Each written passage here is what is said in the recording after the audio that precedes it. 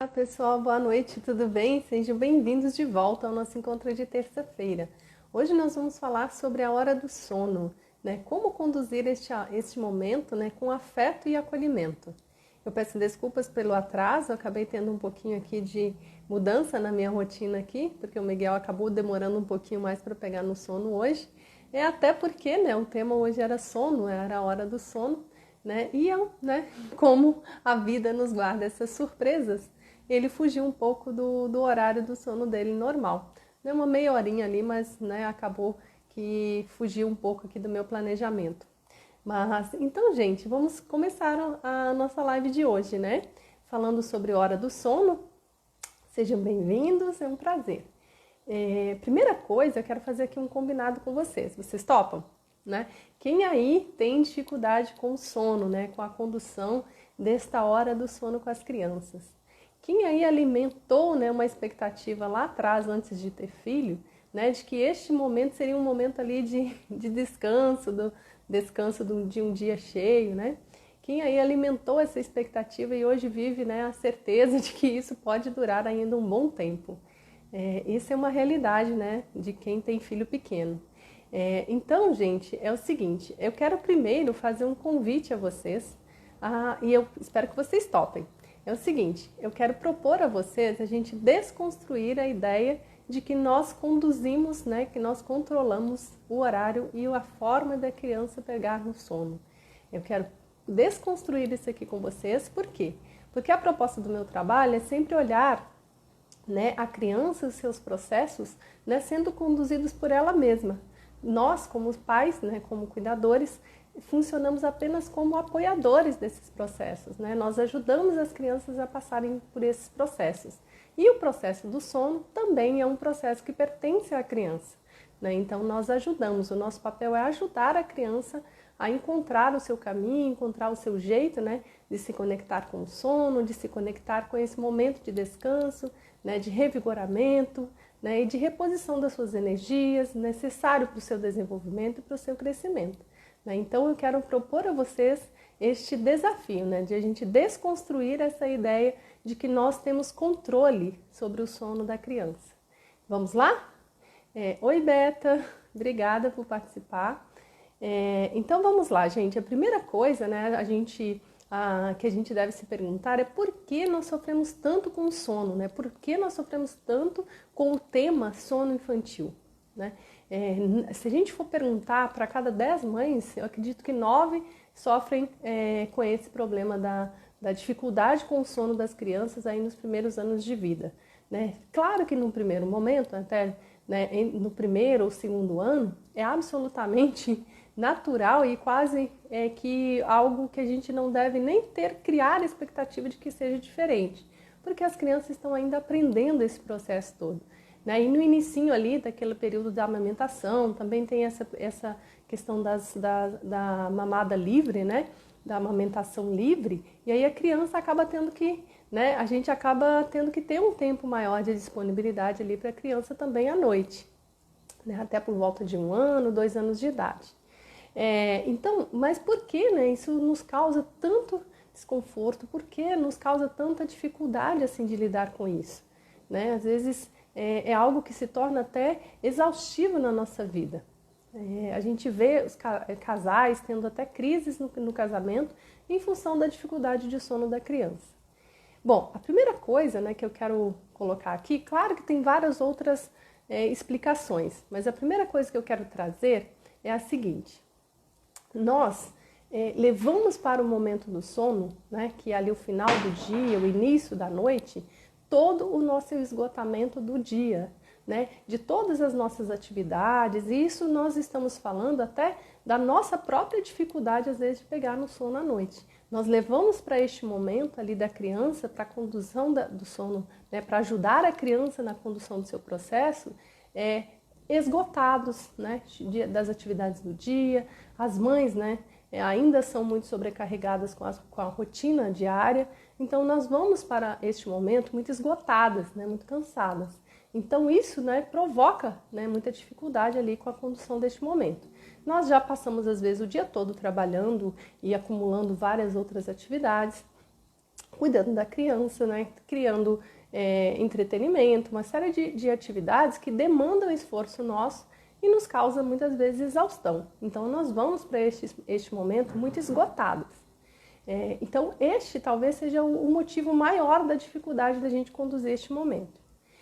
Isso eu falo, gente, do ponto de vista nosso, né? O que se passa conosco para a gente ter tanta dificuldade com a condução deste momento. Eu não estou ainda falando da criança, né? Eu não estou ainda falando do que pode levar a criança a ter dificuldade com o processo do sono. Estou falando de nós, como adultos que ajudamos a criança a passar por este processo.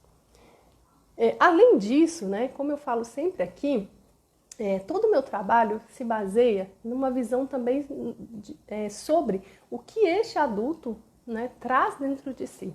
Então, eu posso falar aqui de experiência própria sobre algo que dificultava muito a minha vida, né, com relação à condução deste momento do sono, que são as crenças e feridas emocionais relacionadas ao sono, ao momento de sono, né, lá da infância. Eu explico isso. Por que eu estou falando isso? Porque isso, gente, basicamente está presente em toda a nossa vida, em toda a nossa relação com a nossa criança, que é o que nós trazemos dentro de nós, né? É a nossa bagagem a respeito de cada um dos temas que a gente lida com a criança, a respeito de cada uma das vivências que nós temos com a criança. Então, as feridas emocionais e as crenças que nós temos a respeito do sono, elas vão, né, pesar aí neste momento e vão acabar, às vezes, dificultando muito este processo. Né? Eu vou depois publicar um post que fala sobre uma dificuldade que eu tinha, né? Uma ferida emocional que eu tinha com relação ao sono, ao momento do sono. Lá na infância eu tive, né, muita dificuldade, eu tinha até insônia, ainda quando era muito criança. Eu me lembro de passar as noites acordada, né, escutando aquele silêncio absoluto lá da região rural onde eu morava, porque eu tinha uma dificuldade muito grande de pegar no sono sozinha, que era o que na verdade acontecia lá. Né? A gente, né, os pais tinham vários filhos, chegava à noite, era hora de dormir, cada um ia para sua cama e não tinha essa questão de ter um adulto nos acompanhando e nos ajudando. Então, lá na infância, eu tive muita dificuldade, eu tinha pavor do escuro, eu tinha pavor de ficar sozinha, eu tinha medo de fantasmas. Então, eu nutri, né, naquele momento da infância, muitas questões mal resolvidas com o sono. Naquele momento em que eu ficava ali tentando dormir, ficava de noite, né, sozinha ali, né, com os meus pensamentos, com os meus medos, eu alimentava muita coisa que me causava dor. Para começar, o sentimento de abandono, né? Eu me lembro que eu tenho uma irmã mais nova, e então eu me lembro, né, de que ela dormia no bercinho bem perto da mamãe e do papai. E eu ficava um pouco mais distante e eu me sentia muito abandonada ali. Eu sentia que aquele bebezinho, né, estava tirando de mim tudo que eu poderia ter, que era a atenção e o carinho dos meus pais. Porque ela estava ali do lado deles, né, ela estava sendo acompanhada ali no soninho dela, bem de pertinho, e eu não, eu estava deixada lá, né, num canto. Isso na minha cabecinha de criança, viu, gente? Isso eu levei anos para entender. Hoje eu entendo e eu me lembro disso claramente e consegui, né, criar essa consciência a respeito desse momento lá atrás. Então, o que aconteceu comigo, né, na medida em que eu fui crescendo? Quais foram as crenças que eu criei lá atrás e as feridas a respeito do sono que acabaram dificultando muito a minha vida quando eu fui, né, lidar com o sono do meu filho. Antes disso, deixa eu dar uma boa noite aqui pro pessoal. A Fê Pedreira, a Érica. Oi, Érica, tudo bem? Que bom ter você aqui. Eu não durmo, eu já fiz tratamento de insônia. Exatamente, Érica, eu estava falando aqui agora isso. Eu tenho muita, né, eu tinha, né, na verdade, eu tinha insônia até pouquíssimo tempo atrás. Eu tive insônia basicamente a minha vida toda. Eu tive épocas que eu tinha que tomar remédio para dormir. E eu vim a entender isso agora recentemente. Depois que meu filho nasceu, que tudo isso, toda essa transformação aconteceu na minha vida, eu fui perceber que eu tinha uma crença e uma ferida a respeito do sono que era muito cruel para mim. Né? O sono, o momento do sono, era o momento em que eu me sentia abandonada, me sentia sozinha, me sentia não amada, né? E sentia também que eu tinha medo do amanhã. Porque o que acontecia, né, na cabecinha daquela criança ali? Eu tinha medo do amanhã, porque eu tinha medo de que no dia seguinte, né, eu tivesse que lidar com todo aquele ambiente em que eu me sentia rejeitada por eu ter uma irmãzinha mais nova que supostamente na minha cabecinha tomou o meu lugar quando nasceu. Então tudo aquilo, né, trouxe para mim algumas crenças.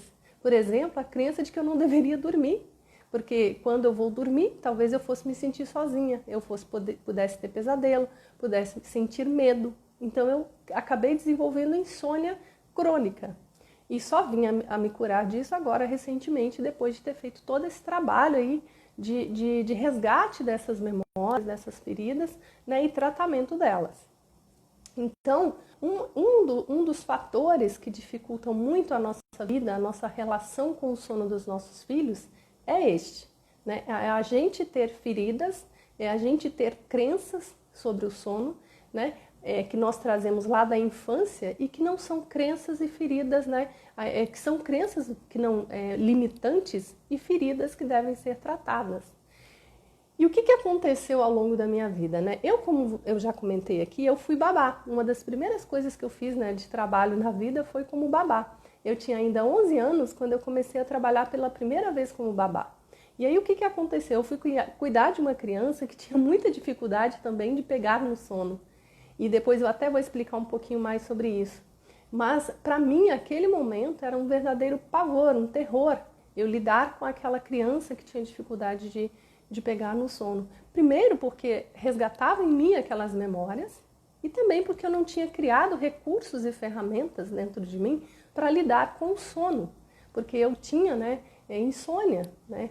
Como criança eu alimentei a insônia por muitos anos. Então, lá naquele primeiro momento eu acabei tendo, lá naquela primeira experiência minha como cuidadora de uma criança, eu tive contato pela primeira vez com aquela ferida, aquela dificuldade minha. E aí passou a ser algo que me perseguia, né?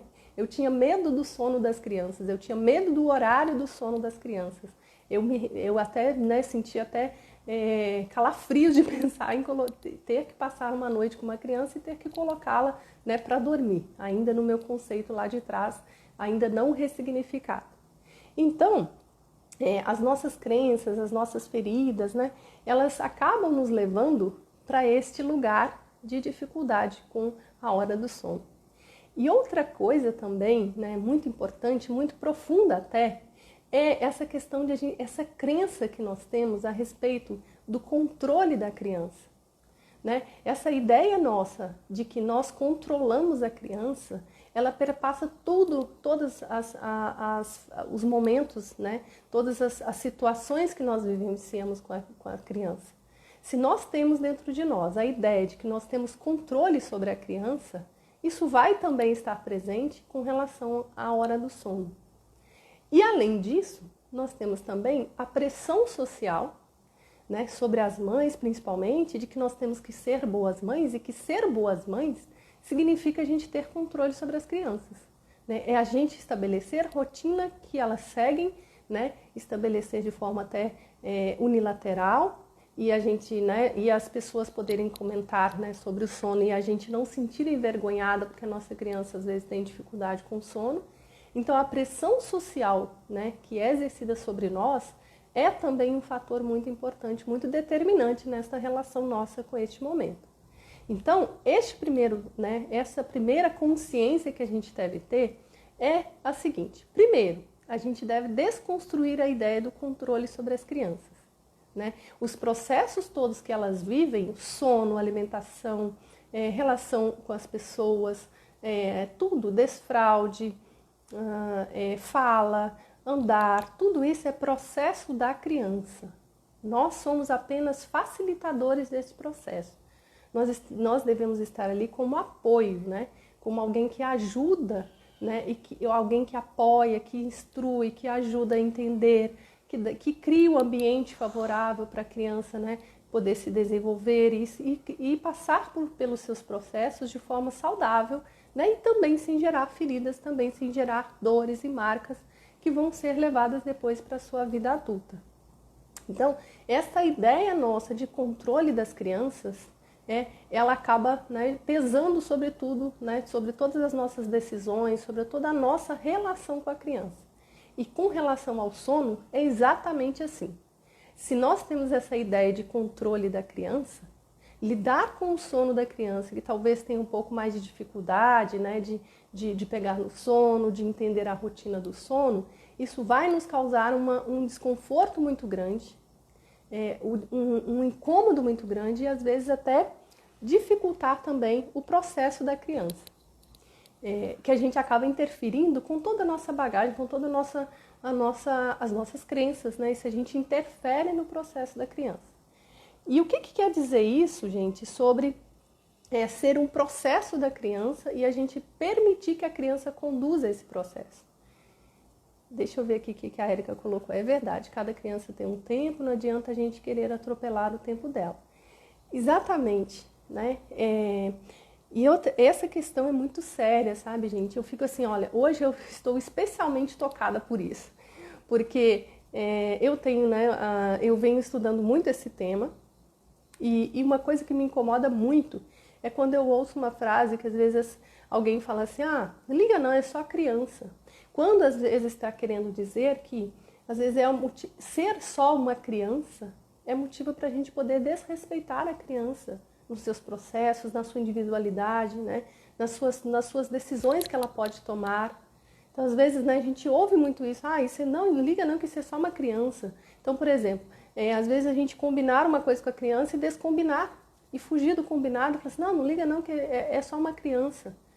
Não é só uma criança, gente. Pelo contrário, né, na verdade, a gente deve ter essa ideia partindo do pressuposto de que exatamente por ser uma criança, é que a preocupação tem que ser maior, é que o cuidado tem que ser maior.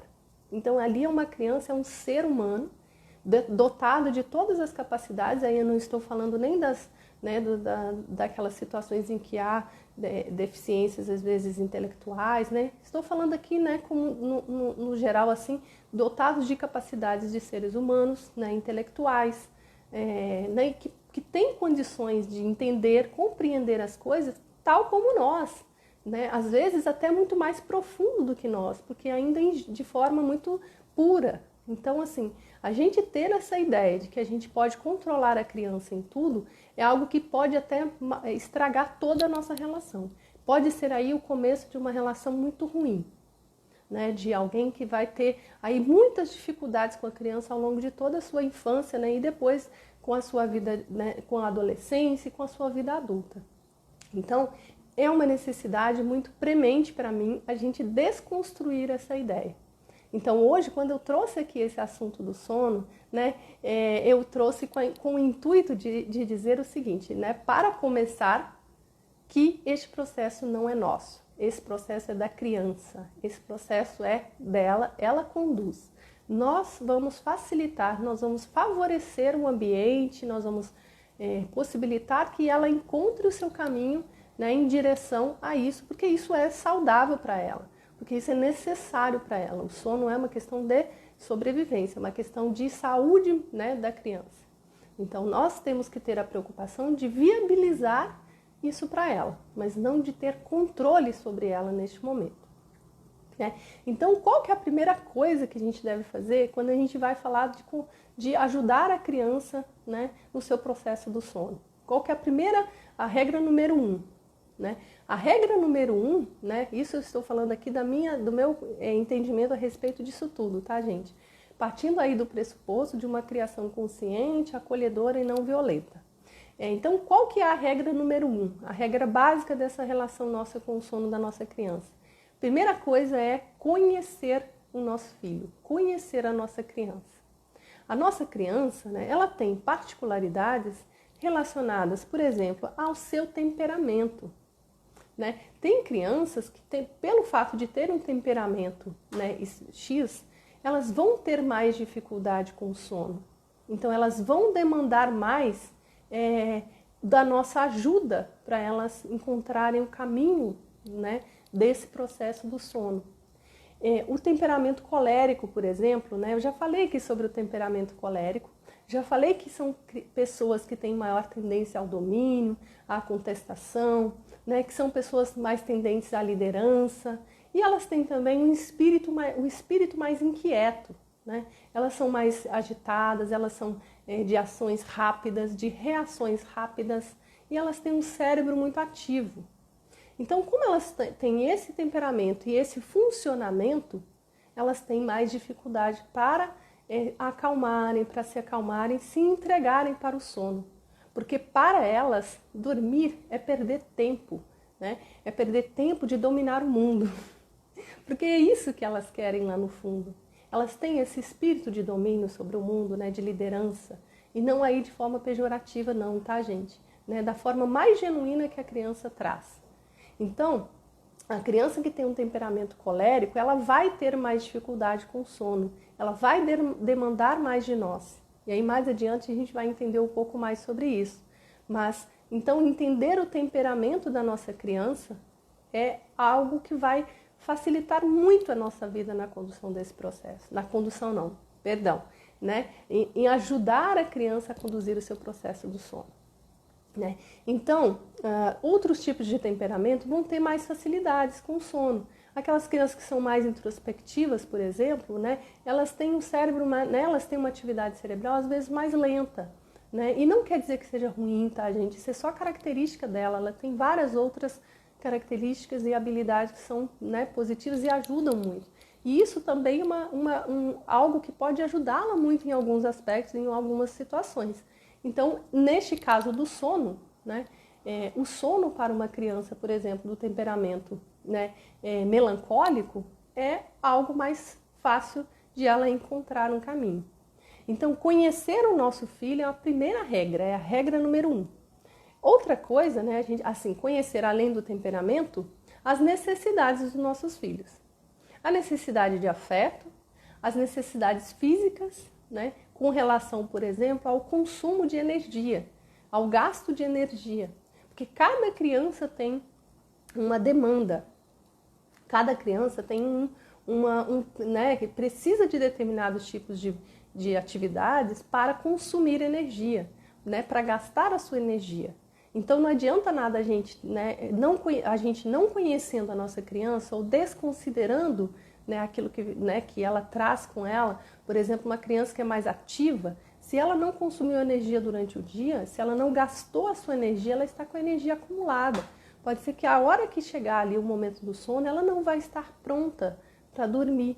Ela não vai estar pronta para entrar nesse momento aí do sono, para ser acolhida pelo sono. Então, as necessidades da criança, tanto as emocionais, né, de afeto, quanto as necessidades físicas dela, de consumo de energia, de gasto, né, de forma de ela se sentir, né, às vezes, né, satisfeitas o suficiente para estarem bem e irem para o momento do sono, isso é muito importante. Então, conhecer a nossa criança e saber, né, como ajudá-la, né, neste processo é muito importante. E falando da necessidade de afeto, gente, é o seguinte, né, às vezes a gente vai com a criança, a gente quer, desconhecendo tudo isso, a gente vai, né, ali tentar controlar e conduzir o momento do sono. E às vezes a criança está ainda, né, se sentindo, né, e não completa na sua necessidade de afeto. Ela está sentindo, às vezes, saudade, ela está se sentindo carente, ela não está se sentindo suficientemente amada, ela está com alguma falta ali, né, que está incomodando. Então, vocês imaginam, né? E a criança, ela vai conseguir pegar no sono? Não vai. Nós, adultos, quando nós estamos assim, nós não conseguimos. Né? Se a gente vai para a cama, se a gente vai dormir com um incômodo, né, com algo desconfortável em nós, a gente não pega no sono. A gente rola na cama e não pega no sono. Então, assim, a necessidade de afeto da criança é uma necessidade como qualquer outra. Então, se ela está se sentindo carente, se ela está se sentindo, às vezes, abandonada, se ela está se sentindo, né, sem conexão com o adulto ali, né, com os adultos, né, que são importantes para ela, ela não vai conseguir pegar no sono de forma tranquila. Né? Ela pode acabar, por esgotamento físico, né, se render ao sono. Mas vai ser um processo trabalhoso, um processo difícil. Então, é a gente entender qual é a necessidade de afeto da nossa criança, a gente entender que a necessidade de afeto também é vital para ela, também é vital para a sua saúde, para o seu equilíbrio, a gente, né, está dando um passo em direção à melhoria desse processo todo. E aí, falando dessa questão da necessidade de afeto, outro dia eu, né, conversando com um pai, ele me comentou, né, que falei para ele sobre algumas coisas que são importantes, e aí ele falou, olha, não, até que aqui está tudo bem, eu só não sei mais o que fazer. E assim, depois, né, ele acabou me dando um feedback depois, de que, né, ele percebeu que ainda a criança, em determinado momento, às vezes queria algo mais. Que esse algo mais era o que estava faltando. Era ali a gota, né, aquela gotinha última que estava faltando para ela se sentir cheia, se sentir satisfeita, né, e poder descansar. Né? Então, para cada criança vai ter uma dose certa de afeto. Para cada criança vai ter uma dose certa de energia que ela tem que consumir. Então, não adianta a gente forçar o processo, indo, né, forçando ali uma rotina, que é um horário do sono, sem a gente se atentar para isso. Sem a gente se atentar para o fato de que ir para a cama com incômodo não vai só dificultar o processo, não vai permitir que essa criança pegue no sono, né, de forma saudável, tranquila. Então, antes, né, quando a gente percebeu que a criança ainda não está resistindo ao sono, está, né, rejeitando a ideia de ir para a cama, de dormir, podemos fazer essas avaliações. Será que ela consumiu energia, a energia, né, toda dela ali, que permita que ela se sinta feliz, realizada, né? Né, sem ficar com vontade de fazer mais uma outra atividade, né? Hoje mesmo, né, como eu comentei para vocês, até a live se atrasou um pouco. O Miguel, ele foi um dia atípico para ele, né? Ele ganhou um brinquedinho novo e aí ele estava muito empolgado com o brinquedinho novo. E ele não brincou na cabeça, né? Ali, para ele não tinha brincado ainda o suficiente para ele se sentir satisfeito.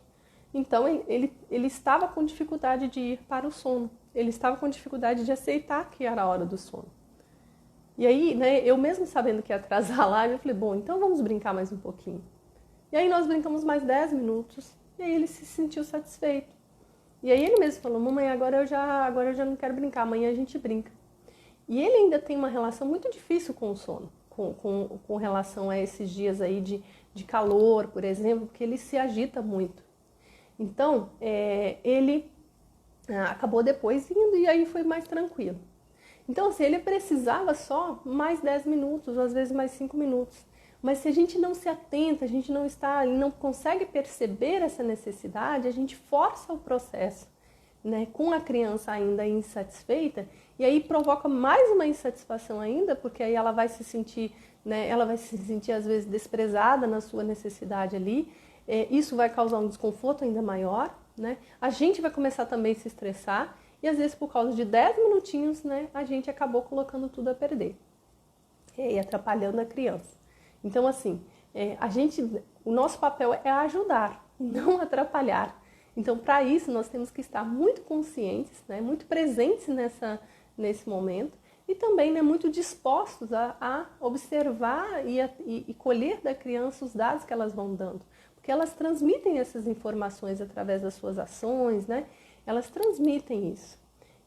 Outra coisa também, gente, os picos de crescimento e os saltos de desenvolvimento. A gente conhecendo a nossa criança, a gente vai entender que tem esses momentos aí. Esses momentos, né, segundo lá, né, a gente tem aí explicações científicas que mostram que nesses momentos as crianças ficam, né, um pouco mais, às vezes, emotivas, ou mais, né, com alguma, ali com um pico de energia maior, né, ou com um estresse maior com relação a alguma habilidade nova que ela está aprendendo, aí cansa mais, às vezes ela está esgotada, mas também está frustrada por ainda não ter conseguido, né, fazer aquela atividade nova que ela está tentando. Então, por exemplo, eu me lembro muito bem quando o Miguel estava começando a aprender sobre essa questão do mundo imaginário. Ele estava, né, ele descobriu que existe esse mundo imaginário, que a gente consegue imaginar coisas. E aí ele ficava o tempo todo muito empolgado com isso. E aí ele não queria nem dormir, porque ele ficava o tempo inteiro querendo criar essas fantasias. E aí realmente ele, né, teve uns dias aí que ele teve muita dificuldade de pegar no sono. Por causa deste momento que ele estava descobrindo uma habilidade nova, aí passando por uma fase de desenvolvimento, né, que é descobrindo, tendo consciência da própria imaginação, e aí ele passou por esse momento mais difícil. Outra fase também que ele tem, assim, que ele fica com muita dificuldade com o sono, são as fases em que ele está com pico de crescimento, porque tem uns picos de crescimento, né? Que são aquelas vezes que a criança, né, ganha 1 centímetro, 2 centímetros, né? Isso afeta muito o humor, né? A criança, ela fica mais intensa naquilo que ela já é. Então, pode afetar o seu sono também. Então, a gente estar atento a todos esses detalhes e todas essas informações, né, vai nos ajudar a ajudar a nossa criança. Né? Então, eu separei aqui, gente, tendo consciência disso tudo, né, e sem a gente estender muito, eu separei aqui algumas coisas que a gente não deve fazer, né? Considerando que a gente está aqui falando sobre ajudar a criança, né, e que a criança ela deve ter o protagonismo neste processo todo, né, o que a gente não deve fazer? O que a gente não deve fazer, né, na expectativa de controlar o sono da criança? Né? Primeira coisa que a gente não deve fazer é tentar controlar, né? É a gente tentar controlar esse momento que é da criança. E por isso, né, eu sou absolutamente contra os treinamentos do sono. Aqueles treinamentos, né, que falam, você tem que fazer tal coisa, né, um passo a passo e tal, para você conseguir, né, ter uma noite de sono tranquila.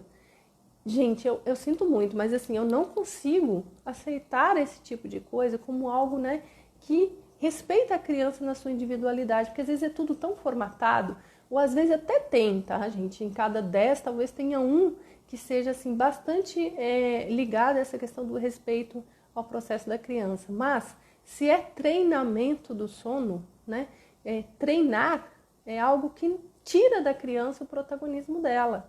Treinar passa para o adulto, né, o controle daquela situação. Então, eu sou absolutamente contra os treinamentos do sono. Eu acho que o que a gente deve fazer é buscar conhecimento, né, e criar aí ambientes favoráveis para que a criança entre neste processo, né, de forma tranquila e que seja também tranquilo para nós. Né? Porque sempre eu falo aqui, até coloquei um post hoje, na criação são 3 dimensões. Né? A gente tem nós, os nossos filhos e o entorno. Então, assim, em todos os processos sempre vai ter essas 3 dimensões. Então, se a gente quer que seja tranquilo para a criança, porque também pode ser tranquilo para nós, pode ser leve para nós. E se está ruim para a criança, pode ser que é ruim para nós em primeiro lugar. Né? Como eu comentei aqui a questão minha da dificuldade com sono. E mais no final vou contar também sobre como foi quando o Miguel nasceu. Então eu sou contra essa questão dos treinamentos do sono. E também, né, nós aqui a gente tem que desconstruir essa frase. Ó, a gente fala assim, vou colocar a criança para dormir. Nossa, coloca a criança para dormir às 8 horas. Na verdade, gente, é assim, ó, eu também fiz isso, tá? Eu também fui muito, assim, né, no desconhecimento a respeito disso tudo, eu também segui esse padrão, né, de colocar a criança para dormir, de fazer, né, com que a criança, né, entrasse naquela rotina que eu estabeleci, né, sem considerar tudo isso que eu falei até aqui. Então, assim, de lá para cá, depois que eu aprendi tudo isso, eu falo assim, eu não coloco a criança para dormir, eu ajudo a criança a pegar no sono. Eu proporciono a ela condições favoráveis para que ela faça esse processo. Né? E aí, como eu vou fazer isso, eu vou falar no próximo passo. Mas até aqui é importante a gente ter essa ideia de que nós não colocamos as crianças para dormir. Nós ajudamos as crianças a dormirem, tá bom? Então, a gente precisa desconstruir essa ideia aí, para a gente não ficar sofrendo com esse processo todo. Porque não só isso causa mal para a criança, como também causa muito mal para nós. Então, o nosso papel aqui, gente, é preparar um ambiente e a gente orientar a criança, lidar com os medos da criança, acolher a criança, porque ela pode ter medos relacionados ao sono. Eu vou contar para vocês um medo que o Miguel desenvolveu uma época. Né? o Miguel tinha aproximadamente 1 ano e pouco, né, 1 ano e 2 meses, eu acho, e eu tive que viajar a trabalho. E aí eu saí muito cedo e ainda sem conhecimento de tudo isso, eu saí sem me despedir dele. Eu saí por volta de 5 da manhã e eu passei a noite lá e o dia lá, o dia seguinte lá, e também eu voltei à noite quando ele já estava dormindo. Conclusão, sabe o que aconteceu? Né, no dia seguinte, quando eu estava já ali com ele não queria dormir de jeito nenhum, aí passou um dia, passaram 2, passaram 3, ele não queria dormir de jeito nenhum, ele chorava muito, ele acabava dormindo pelo cansaço, né, de exaustão. E eu ainda não tinha, né, todo esse conhecimento que eu tenho hoje. E o que aconteceu ali? Depois de um bom tempo, né, assim, né, eu acabei entendendo perfeitamente o que tinha acontecido. Na verdade, ali passou uma semana, né, com tudo isso, depois acabou, ele mesmo foi encontrando um jeito de se acalmar, né, daquela dificuldade toda, porque eu também não tinha ainda condições de ajudá-lo. Mas o fato é que um dia eu perguntando para ele já falava, o Miguel fala desde muito cedo, ele falou: medo da mamãe, medo, mamãe vai embora. Por quê? Porque ele ficou com medo, porque ele dormiu um dia, né, comigo lá né, perto dele, e ele acordou no dia seguinte sem a mamãe, e a mamãe passou muito tempo sem ele ver, né, e naquela época ele era muito pequenininho, ainda não usava esse negócio de ficar falando com ele pelo celular, né, uma questão minha. Então, ele passou um dia inteiro sem mim, para uma criança que via a mãe todos os dias quando acordava e dormia com a mãe todos os dias. Então, assim, foi muito forte para ele, machucou muito ele, criou um medo muito grande nele. Então, eu tive que acabar, né, desconstruindo aquele medo, né, com muita paciência, né, que eu já tinha também começado esse processo todo de conscientização. Mas não foi ali, né, tão fácil quanto seria hoje se eu né, tivesse tido essa situação agora. Então, o nosso papel ele deve ser assim, a gente ajudar a criança a enfrentar os seus medos relacionados ao sono, né? Ajudar a criança no sentido de criar um ambiente favorável, porque, gente, imagina só, né? A gente está numa casa, aí chega lá por volta das 8 horas, 8 horas, que é mais ou menos o horário que a gente naturalmente, né, começa a entrar ali no processo de sono, e a gente tem uma casa barulhenta, cheia de luz, né, TV ligada. Claro que a criança vai ter dificuldade. Aí vai chegar lá 11 horas, a gente vai, né, acabar tudo, a gente desliga e aí a gente quer que a criança durma em dois tempos, né, em 20 minutos, 10 minutos a gente quer que a criança durma. Então, assim, a gente não criou um ambiente favorável para que ela fizesse o seu processo corretamente, para que ela se sentisse acolhida pelo sono. Claro que ela vai se agitar, claro que vai se tornar tudo mais difícil. Né? E aí a gente vai, né, 11 horas da noite tentar colocar a criança para dormir, e aí a gente já está esgotada, a gente já está, a criança está impaciente, porque ela já passou da hora, ela já perdeu o time ali da hora do sono. Então já está tudo um caos. E aí vai ficar ainda mais caótico quando a gente tentar forçar a criança a dormir, sendo que ela não quer, ela não quer. Na sua consciência, ela não quer, porque já, né, tem muitos incômodos, muita coisa, muito barulho em volta dela. Barulho que a gente diz até do seu cérebro ali agitado, com muito hormônio ali no seu organismo, que nem deveria estar naquele momento, porque a gente não criou um ambiente favorável para que ela, né, fosse conduzida por esse processo, né, ela conduzisse o seu processo de sono.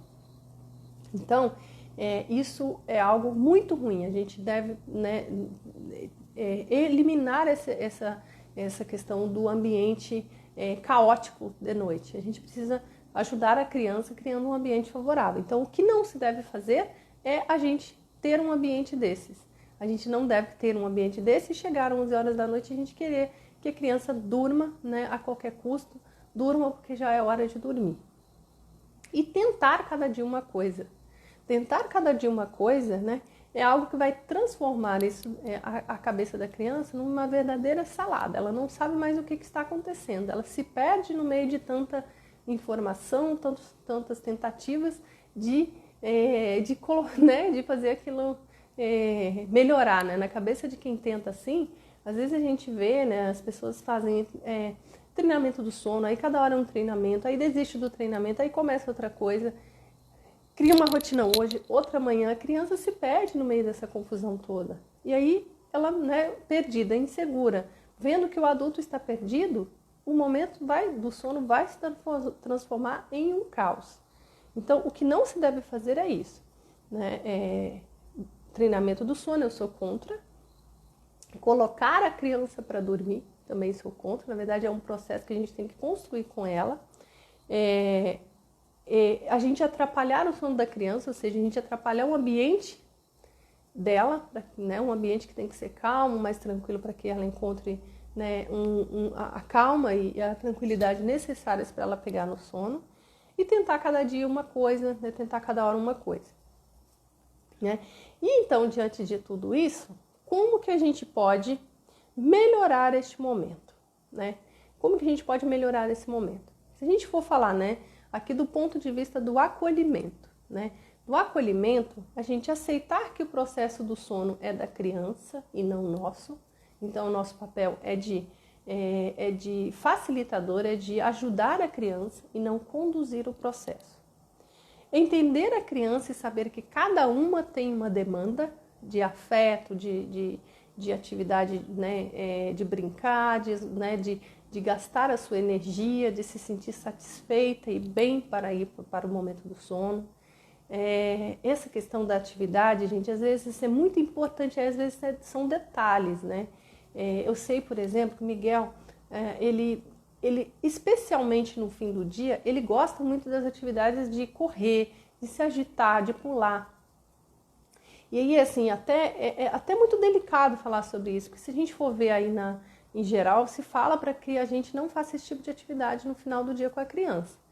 Mas assim, eu já tive essa experiência, já fiz esse teste com o Miguel e assim, ó, se chegar ao final do dia, que é o momento que ele gosta mais de fazer essas atividades, né, ali mais pro final do dia, que às vezes eu ainda não consegui entender exatamente por quê, mas ele gosta muito dessas atividades, né?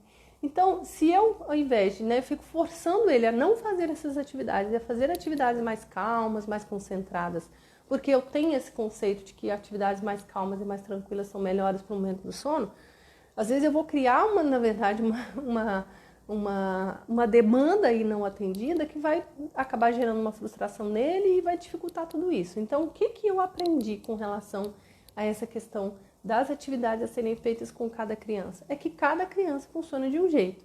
Então, se a criança, né, tem a capacidade, pode se sentir satisfeita, vai se sentir satisfeita e pronta para o sono, numa atividade de correr, de fazer cócega, de pular em cima da cama, às vezes é isso que vai funcionar para ela. Claro que isso realmente aumenta, né, a frequência cardíaca, aumenta, né, o metabolismo, e aí a gente, né, tem que ter o cuidado de não exagerar também e de uma hora começar a diminuir o ritmo para que a criança vá indo para o processo do sono. Mas negar só porque a gente ouviu dizer que atividade desse tipo é ruim para a criança de noite, às vezes a gente está desconsiderando aquilo que realmente faz a criança se sentir satisfeita, né? Então, esta é uma dica, né? Essa é uma dica muito importante. A gente se atentar para a atividade, a brincadeira que satisfaz a nossa criança. Se ela se satisfaz com brincadeira de correr, de pular, de fazer cócega, é isso que ela quer. Ela não vai ficar feliz de a gente fazer um desenho com ela. Ela não vai querer, ela pode até fazer, mas não vai satisfazê-la ao ponto de ela se sentir plenamente satisfeita e assim aceitar, né, e entrar no processo do sono sozinha. Então, isso é algo que a gente, né, é uma dica de ouro, né, vale a gente anotar aí. Então, entender a nossa criança e aceitar que cada uma tem um jeito e um jeito de se sentir bem. Atender as necessidades, principalmente as emocionais, conexão e afeto, né, que acolham a criança e deixam tranquila para o momento do sono. Aqui eu queria comentar o seguinte, gente, às vezes a gente quer que a criança durma e aí a gente até coloca, né, assim, faz todo um ambiente, prepara um ambiente, né, e aí às vezes a criança ela está sentindo falta de alguém que não chegou ainda, né, ela às vezes está, né, Por exemplo, né, no caso, nas famílias que tem o pai e a mãe, às vezes a criança vai dormir muito cedo e o pai não chegou ainda, ou a mãe não chegou ainda. E quem está tentando fazer, né, esse processo, né, ajudá-la neste processo, não consegue entender que ela está sentindo falta de quem não chegou ainda. Ela está esperando por aquele que não chegou ainda. E assim, ela tem que esperar, né? Ela precisa esperar? Às vezes não, porque às vezes essa pessoa vai chegar muito tarde de fato, ou talvez nem vai chegar. Mas o que ela precisa é de acolhimento para aquela sua vontade, de acolhimento para aquela sua falta que ela está sentindo. Então, ela precisa realmente ser acolhida. Então, por isso que eu falei, é com acolhimento e afeto. Se ela está sentindo saudade de quem, né, está fora, se ela está esperando aquela pessoa e ela não vai chegar, né, cabe a gente, né, acolher, né, falar, olha, eu sei que você está esperando, né, o papai ou a mamãe, mas a mamãe, né, está no trabalho, o papai está no trabalho, mas a mamãe está aqui, né, a mamãe pode, você quer um abraço, quer ficar abraçadinho com a mamãe? Então, assim, a gente acolher essa necessidade. E não, às vezes, ignorar ou, às vezes, até desprezar. E, às vezes, se atentar mesmo. Isso é uma coisa que, às vezes, a gente não se atenta para isso. Então, isso é algo que pode ajudar bastante. E o que nós podemos fazer, então, né, já que tudo isso, esse processo é da criança, o que nós podemos fazer diretamente sem assumir essa posição de controle, né? Sem assumir o protagonismo deste processo. Ter uma rotina clara, inclusive um ritual do sono.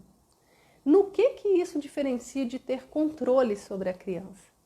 É que a gente vai fazer a rotina, nós vamos definir a rotina considerando as particularidades, as necessidades, as demandas da criança, né? Se ela é muito pequena ainda, não consegue participar da decisão dessa definição dessa rotina, que é o ideal a gente a se fazer, né, mais à frente, quando ela já é maiorzinha, se ela é muito pequenininha ainda, a gente vai fazer a rotina, né, conforme os nossos, né, a nossa decisão unilateral, porém, não desconsiderando a criança, as particularidades dela. Porque se a gente fizer isso, a gente vai incorrer em todos esses problemas que eu comentei. Então, assim, ter uma rotina clara, inclusive um ritual do sono, não é a mesma coisa do que ter controle sobre a criança e ter controle sobre o sono dela. É a gente viabilizar, né, uma rotina, ter uma rotina, né, que caiba dentro das necessidades da criança e que também dê segurança a ela. Porque, gente, é muito falado, isso é algo que se fala o tempo todo, sobre essa questão de as crianças precisarem de rotina. A criança precisa de rotina, né? Elas precisam saber o que vem pela frente. Isso dá a elas segurança, elas se sentem seguras. E elas se sentindo seguras, elas vão se entregar melhor para todos os processos que elas passam. Elas vão sentir confiança nas pessoas que estão ali ajudando ela nos seus processos. Então, ter a rotina clara, permitir que a criança saiba o que vem pela frente, isso facilita e diminui a sua resistência em relação às atividades, às rotinas do dia. Então, se ela sabe que ela janta, e depois ela escova o dente, depois ela faz uma brincadeira ali com a mamãe, ou sei lá, né, quem usa telas, né, coloca na tela, e eu tenho essa questão também da tela que é prejudicial ao sono, mas eu nem vou entrar em detalhe aqui, mas ela sabe o que vem pela frente, então ela vai resistir menos. Eu me lembro que assim, agora, mais recentemente, como o Miguel está maiorzinho, ele fala assim, mamãe, o sol já se pôs? Então é hora, né? É hora que já está quase na hora de dormir, né, mamãe? Já está quase na hora de virar o outro dia, né? E aí, às vezes, ele vai se aquietando, quando vê ele mesmo fala assim, mamãe, eu vou pegar meu travesseirinho de forma, que é um travesseirinho que ele tem, que tem uma capinha com formas de triângulo, quadrado e tal. Então, ela mesma, ela pode até começar a entrar na próxima atividade do dia, entrar na próxima fase da rotina, porque ela já conhece, e aí sendo conhecida é mais confortável para ela. Então, ter uma rotina clara e um ritual do sono bem definidos ajuda bastante. E não ter, gente, causa muito problema. Causa, né, desequilíbrio em todas as atividades da criança, na alimentação, no sono, nos relacionamentos, porque aquilo é uma bagunça, ela não consegue sentir confiança nos adultos à sua volta, ela não consegue se sentir segura, e aí ela mesma começa a conduzir a sua própria vida, os seus próprios, né, as suas próprias decisões, e às vezes muito pequena, sem condições de decidir sobre isso. Né? Então, o que ajuda também? Cuidar do ambiente, proporcionar à criança calma, tranquilidade, né? Ir apagando as luzes, né? Não deixar aquele monte de luz acesa quando já é noite. Então, isso, né? Fazer ali, às vezes, na hora do banho, fazer uma massagem na criança, ter algo, né, que acolha, que ajude a criança a ir relaxando. Isso não é controlar, isso é ajudar a criança. Verificar se a criança está com saudade ou esperando por alguém que está por chegar. Isso, né? Se tem alguém fora, pode ser que essa criança não queira ir para a cama, não queira dormir, porque ela está esperando esse alguém que está fora. Então, isso precisa ser conversado com a criança, né? Explicado. Falar sobre o sono. Falar sobre o sono é muito importante. O Miguel tem épocas que ele não quer dormir, aí ele fica falando assim para mim: mamãe, eu não quero dormir, vai demorar muito até chegar o outro dia. E aí, gente, não podemos mentir. Mentir para a criança é a gente quebrar a confiança dela em relação a nós. Eu me lembro de um dia que ainda, né, assim, né, no auge do meu cansaço, eu falei: não, vamos só cochilar um pouquinho. Eu falei isso para ele. E aí, ele acordou no outro dia e falou: mamãe, você falou que era só um cochilo, mamãe já passou para o outro dia, já passou para o amanhã. Ele ficou muito bravo, porque ele falou o seguinte: você falou que era só um cochilo e a gente dormiu até chegar o outro dia. Então ele ficou muito bravo e aquilo poderia, né, até quebrar a confiança dele em relação a mim. Então, assim, é muito sério isso da gente mentir para a criança, viu, gente?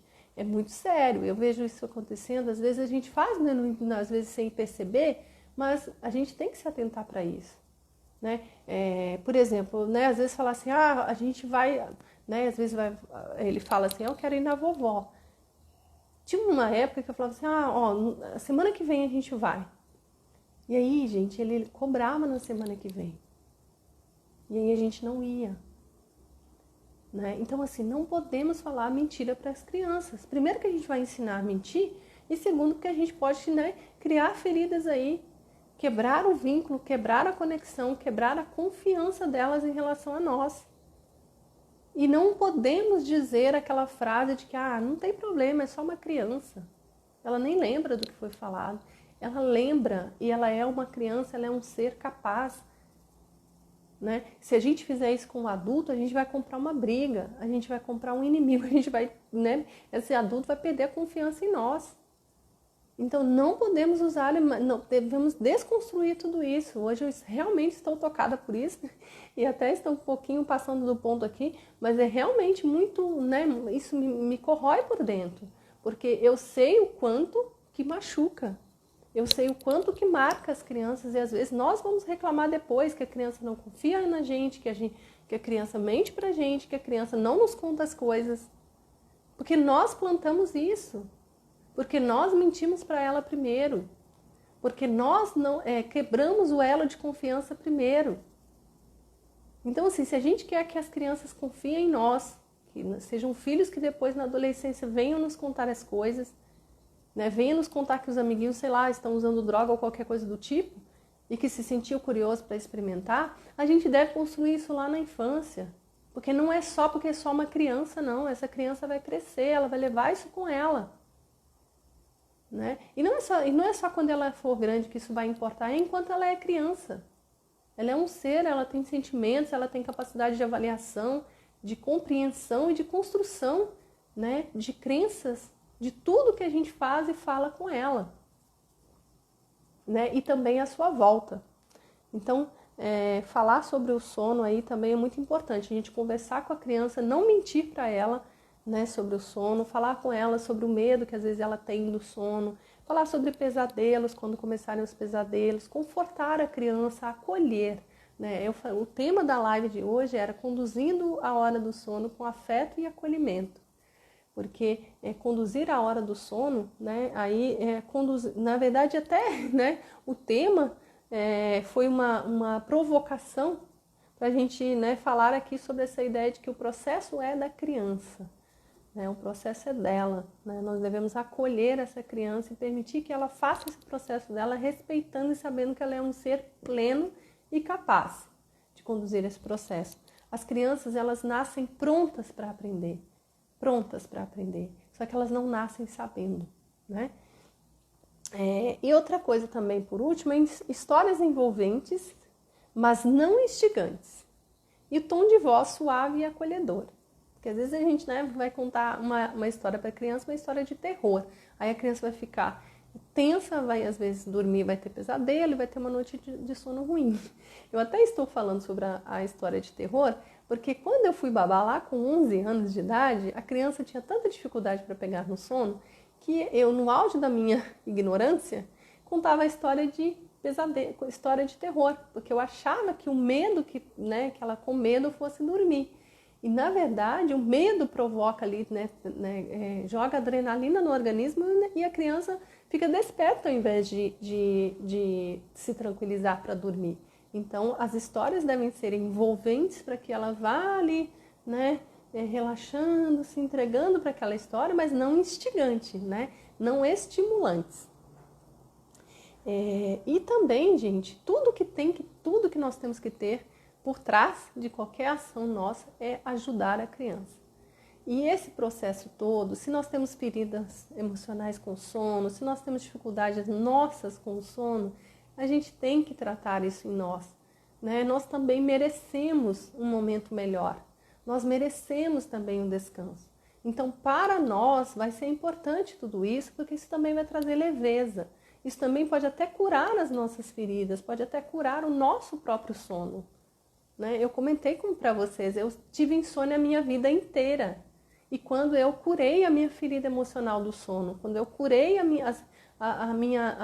toda a minha crença a respeito do sono, eu mudei, eu não tenho mais insônia.